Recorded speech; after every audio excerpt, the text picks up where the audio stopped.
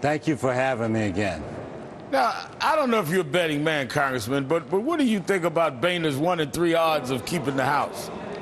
Well, look, I look at it as almost like a 1-2 punch. You know, John Huntsman said on your network today that he compared the GOP to a communist party in power in China, and that they were locking people out who had moderate or contemporary ideas. They've been trying to push the country back to another century, I think. You know, they want to get rid of, Newt says, let's get rid of child labor laws. Santorum wants to do away with birth control.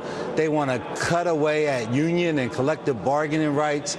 And you point out that they think that $35 for food stamps to get through a week is being overly generous to those who have lost their job by no fault of their own. So, you know, I think that the reason why the Republican Party, the brand, is polling as poorly as it did during the Clinton impeachment era is because they don't seem to be relevant in the daily lives of American citizens who are facing real challenges. It's really appalling when you look at Father Thomas Reese. He wrote a letter, Father Reese did, to Representative Paul Ryan, slamming his budget, signed by 90 Georgetown faculty. He writes, quote, he claims his budget is based on Catholic social teaching.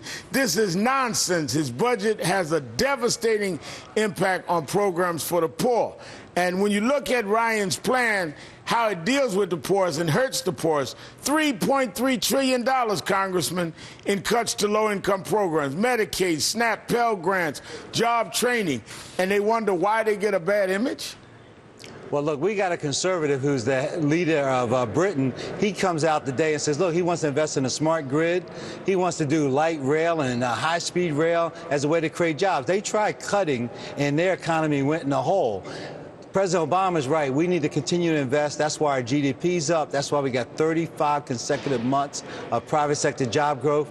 We're headed in the right direction. Unemployment continues to drop.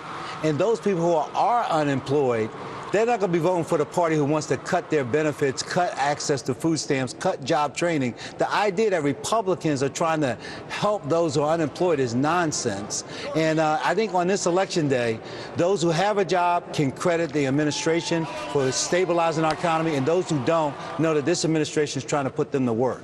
Now, you couple the proposals and the policies with some of the most extreme comments we've heard in recent political history. Let me just show you a montage of statements by leading Republicans just in the last few weeks.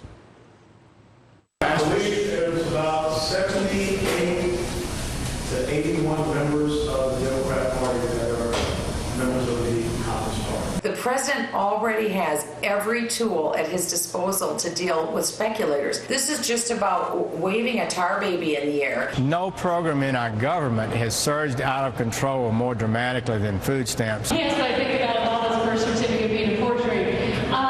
You know, I have a lot of doubts about all that, but I don't know. I haven't seen it. Congressman, doesn't this array of extreme statements by leading Republicans really start to marginalize more and more the party in the minds of American voters?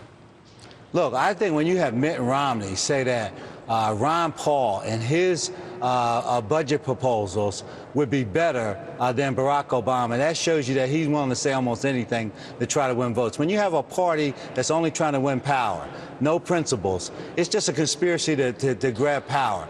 The Democratic Party is the party that's trying to educate more Americans, provide health care for more Americans. They're bringing our young people home from Iraq. We got every single one of our young people out of Iraq. He's ended this war, and he's trying to put the country on the right footing. Now, we are the wealthiest country in the world. We have the lowest tax rates we've had in 60 years. There's no reason for us to be in debt. The problem is we have a Republican Party that doesn't want to be responsible and have an ability for people who have done well to be able to contribute so that we can pay down this debt. Congressman Chaka Fattah, thanks for your time tonight. Thank you, Rev. And for those in Pennsylvania who are still voting, come out and vote. And we got a great young guy, a Iraq war veteran running for Attorney General, Patrick Murphy. Give him a run. Thank you. All right. Thank you, Congressman. Right. And ahead, Willard has no